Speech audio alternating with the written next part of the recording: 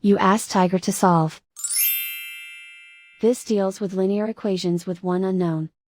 The final result is x equals 63. Let's solve it step by step. Simplify the expression. Group like terms. Simplify the arithmetic. Group all constants on the right side of the equation. Subtract 9 from both sides. Simplify the arithmetic.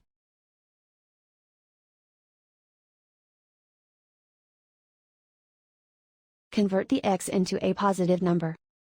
Multiply both sides by -1.